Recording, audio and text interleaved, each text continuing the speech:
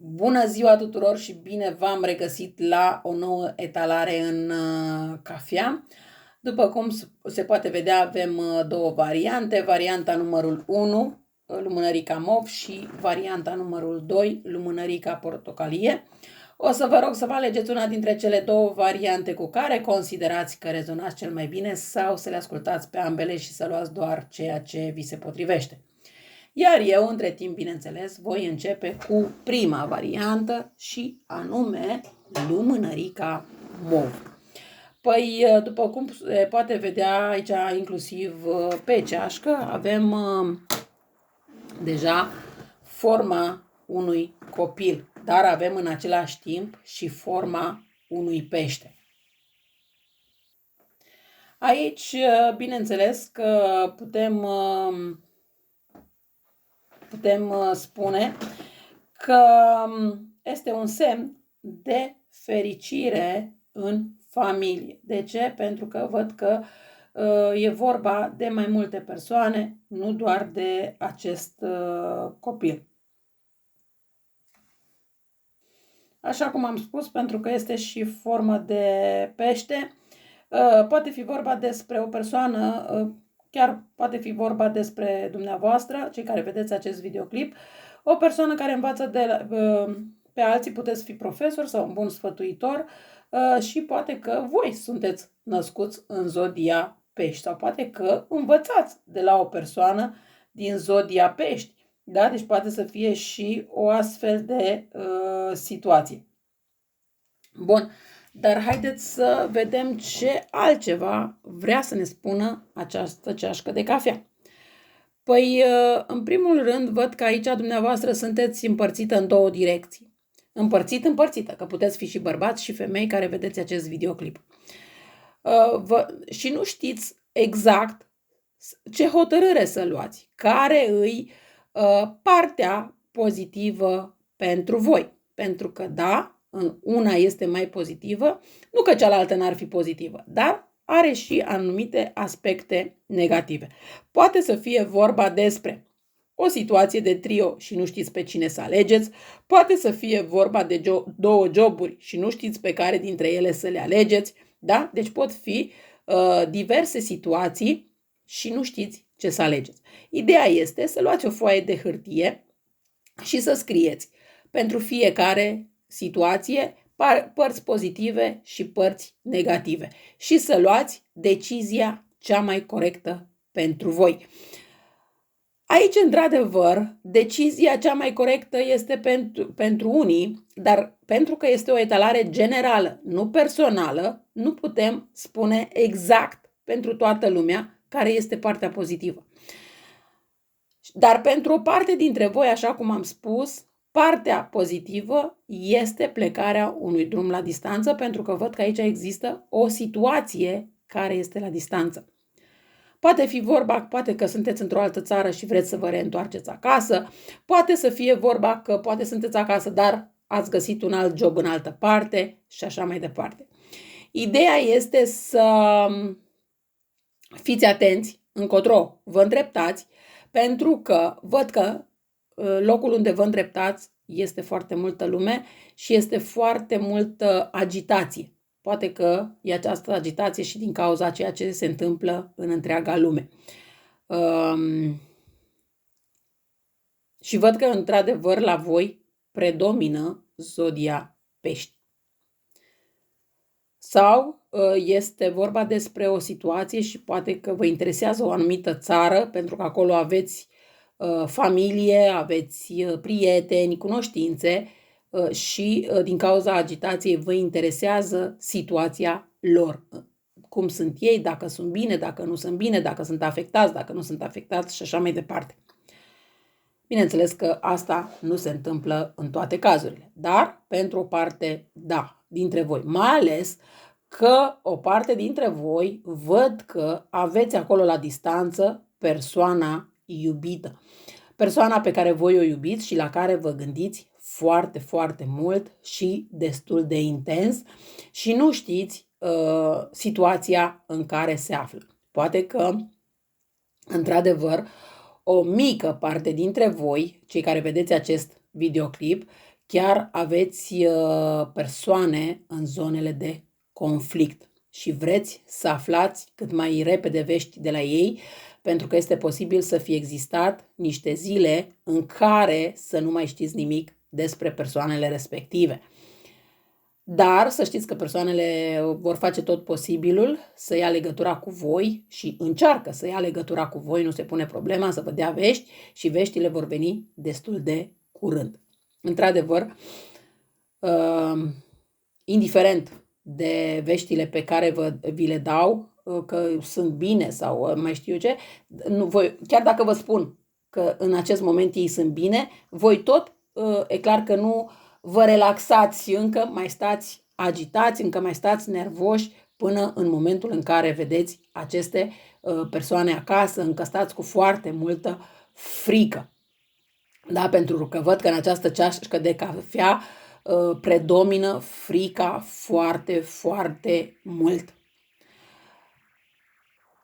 Într-adevăr, aici mai sunt și situații în care această frică nu predomină din cauza situațiilor în care se află întreaga lume, ci că mai aveți frică de un bărbat înalt și mai slab. Poate să fie vorba de un profesor, poate să fie vorba, nu știu, de oricine altcineva, poate de un șef, da? Să aveți frică că vă spune anumite situații negative.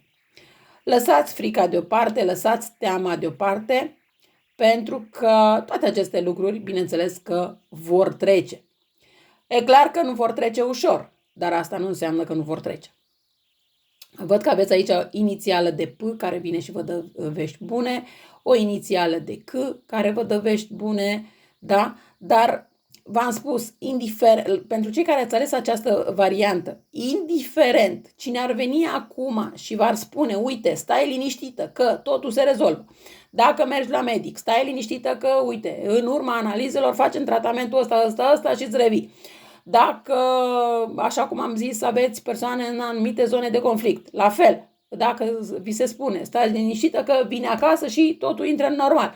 Nu, voi încă aveți această teamă și frică până în momentul în care vedeți că situația se rezolvă. Și este ceva normal, nu este ceva care să nu fie ceva normal. E clar că stai în permanență cu teama până vezi persoana lângă tine, e clar că stai cu teamă până când vezi rezolvarea tuturor problemelor, indiferent ce probleme sunt, e clar că stai cu teamă. Este normal. Dar ideea este că sunteți tot mai vă îndreptați, ca să spun așa, spre finalul acestor frici, acestor temeri, acestor situații care nu sunt atât de benefice pentru voi în acest moment.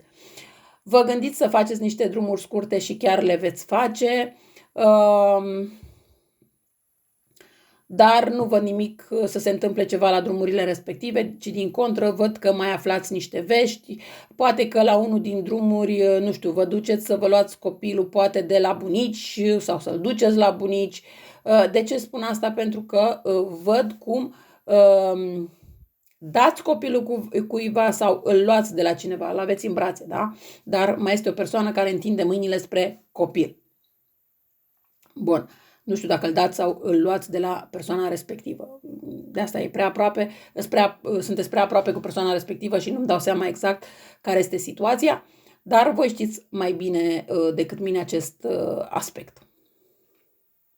Bun. Mai văd aici o situație în care vi se schimbă viața, dar o schimbare radicală. Această schimbare va avea loc până la finalul anului pentru foarte mulți dintre voi.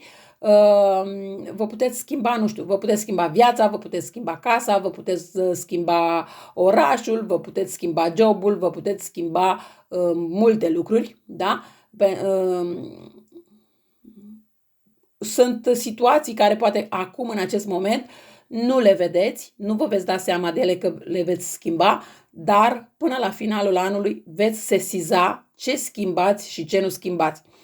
Da, pentru o parte dintre voi să știți că schimbați inclusiv partenerul, mai ales unde sunt inițialele O, C, V, L, A, D, da? Deci avem multe inițiale unde se schimbă inclusiv partenerul sau partenera.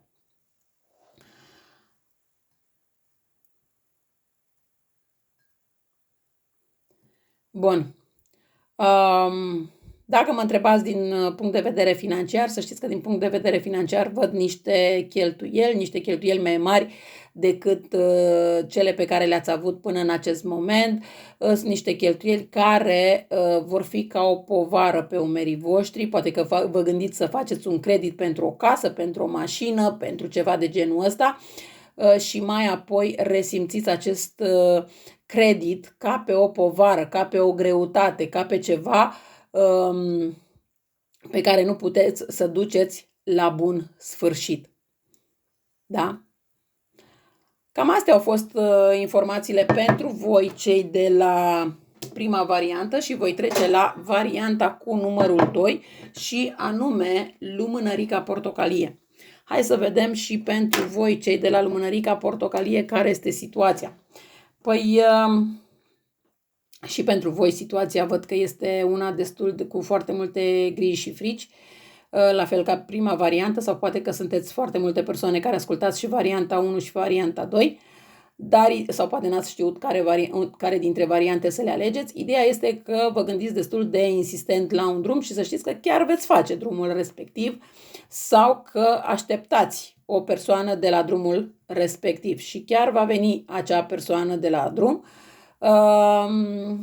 Și văd foarte multă bucurie în legătură cu acest drum. N-ar fi nimic exclus ca de la acest drum să vină o persoană din zodia Săgetător, o persoană care poate este născută pe data de 10, nu neapărat că e Săgetător, dar poate să fie născută pe data de 10, poate să aibă numărul de la mașină, 10 de la casă, e ceva în legătură cu cifra 10.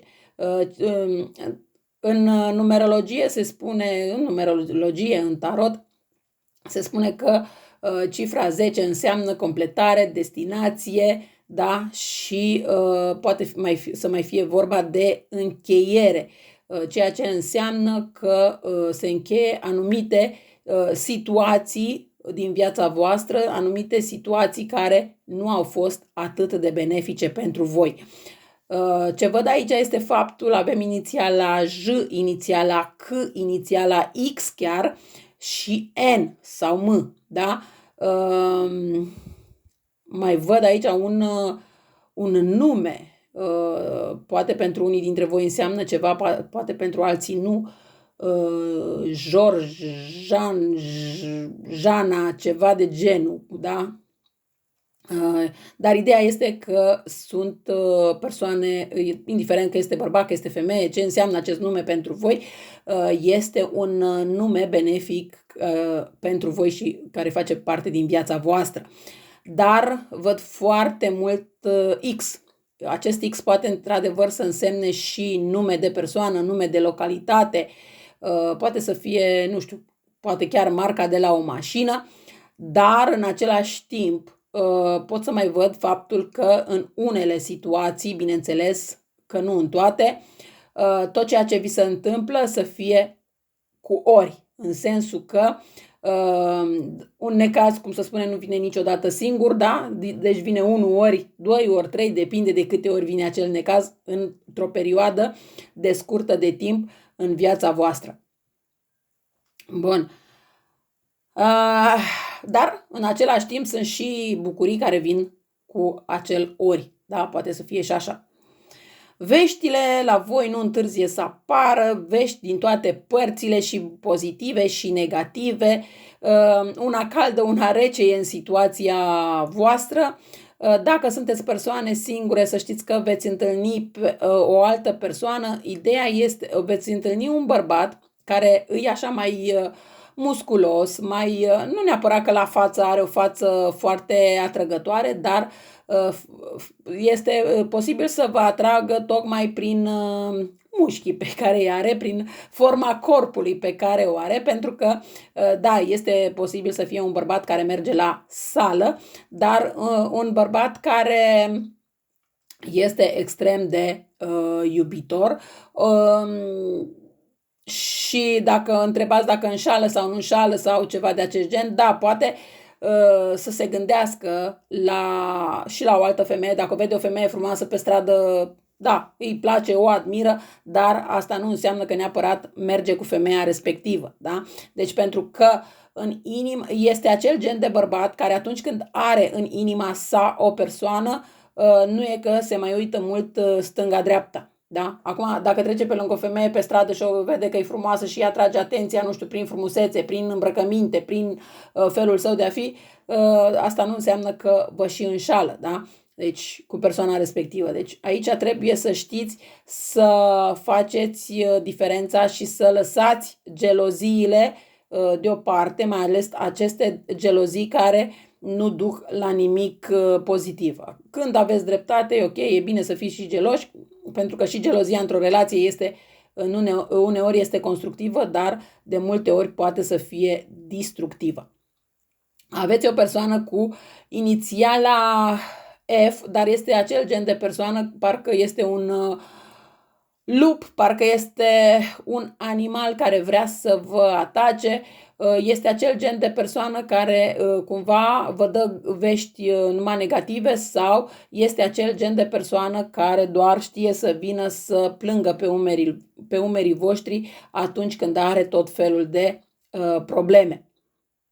Da? Voi sunteți cumva mama tuturor răniților care acceptați ca toate persoanele să intre în viața voastră și să se plângă la voi și voi să fiți mereu lângă ele. Dar a venit timpul să vă cam scuturați de astfel de persoane, pentru că deja începeți voi să atrageți energia acelor persoane în viața voastră și să nu înțelegeți de ce vi se întâmplă anumite lucruri. Păi de asta vi se întâmplă anumite lucruri, pentru că a lua energia negativă de la alte persoane este foarte ușor, însă de a o da jos și a lua energia pozitivă este un pic greu dacă nu reușiți să vă schimbați gândurile, dacă nu reușiți să vă detașați de aceste situații negative. Să știți că inclusiv faptul că vă uitați la știri la televizor în această perioadă cu foarte multe probleme în lume,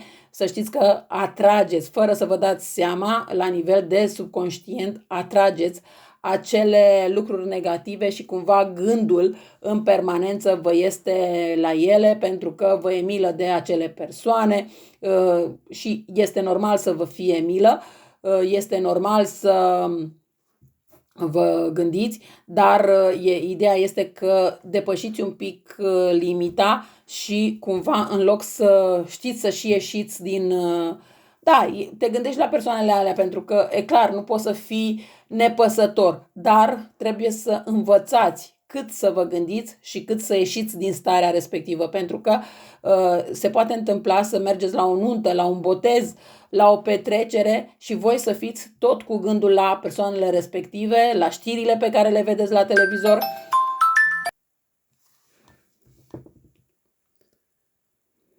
Bun, pentru o parte dintre voi văd că, nu știu, cifra 70 poate însemna ceva, poate să fie vorba de ani, poate să fie vorba de orice altceva. Ideea este că dacă aveți o persoană cu vârsta de 70 de ani, este posibil să, nu știu, să vă spună că este dor de voi, să vă spună să mergeți acasă. Văd că mai avem inclusiv cifra 2, poate că aveți un copil de 2 ani, sau poate că dacă așteptați un copil sau vreți, sunteți persoane singure și așteptați pe cineva în viața voastră, să știți că o stabilitate urmează peste 2 ani. Da? O anumită stabilitate este peste 2 ani. Chiar dacă ați cunoscut acum persoana, peste 2 ani aveți o stabilitate mai clară. Dacă aveți copil de 14 ani, este bine să fiți un pic atentă. De ce?